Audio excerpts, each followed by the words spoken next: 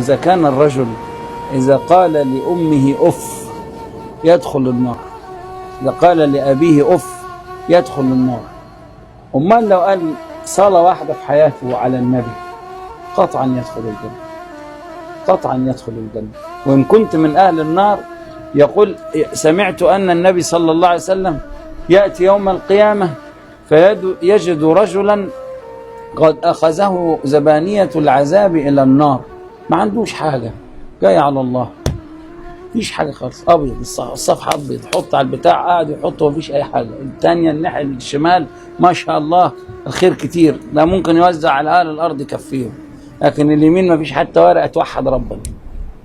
فقال خذوه إلى النار، فأخذوه إلى النار وإذ بآدم ينادي على رسول الله يا أحمد أدركه إنه من أمتك، الحق شوف ما تعرفش تعمل معه حاجة تطلعه. يقول النبي صلى الله عليه وسلم فأسرع مهرولا خلف الملائكة وأقول قفوا فإن معي ما ينجيه، فيعودون فيضع النبي صلى الله عليه وسلم سجلاته ولا شيء في كفة حسناته، فيقول فأخرج من في بطاقة أضعها على يمين صحيفته البيضاء وإذ بها تطيش منها كل سجلاته السوداء، فيتعجب أهل المحشر فيقولون يا رسول الله وما الذي وضعت له؟ قال صلاة كانت له عندي.